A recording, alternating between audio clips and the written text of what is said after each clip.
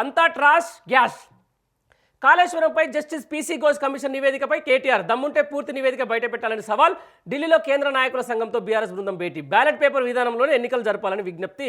విద్యా ఉద్యోగాల్లో కాంగ్రెస్ 42% రిజర్వేషన్లు ఇవ్వాలని డిమాండ్. రైట్, దీనికి సంబంధించిన దాని మీద ఒక మంచి ప్రతిపాదన అయితే బీఆర్ఎస్ పార్టీ ఈసీకి చేసింది.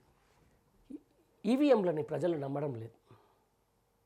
ఎట్లా అంటే ఒక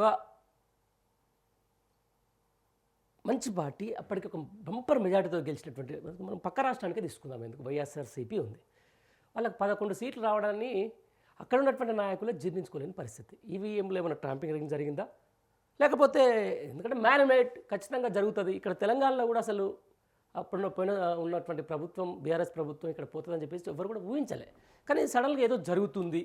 ఎక్కడ చాలా వరకు అంటే అక్కడ కర్ణాటకలో అదే జరిగిందని చెప్పేసి కూడా ఈవీఎంల మీద విపరీతమైన విమర్శ వస్తున్న నేపథ్యంలో ఈరోజు బీఆర్ఎస్ పార్టీ ఈసీకి చేసినటువంటి సూచన ఏదైతుందో మళ్ళీ బ్యాలెట్ విధానాన్ని తీసుకురావాలని చెప్పేసి. 100% బ్యాలెట్ విధానాన్ని. ఓటు అంటేనే ఆ స్వస్తిక్ గుర్తు మనం ఇట్లా వేస్తేనే అదొక ఓటు. ఎందుకంటే ఇప్పుడు కొత్తగా వచ్చిన కిడ్స్కి తెలియకపోవచ్చు, కానీ ఆ ఓటు అనేది ఒక ముద్ర.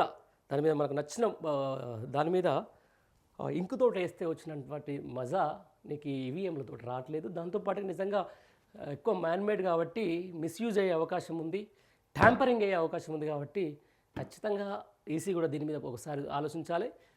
ఈవీఎంలను బదులు మళ్ళీ బ్యాలెట్ పేపర్లను తీసుకొని వస్తే మాత్రం దేశ ఎన్నికల సంఘం మీద, దేశంలో జరుగుతున్న ఎలక్షన్ల మీద, ఎక్కడైనా జరిగిన ఎలక్షన్ల మీద ప్రజలకు విశ్వసనీయత పెరుగుతుంది అనేది మాత్రం వాస్తవం.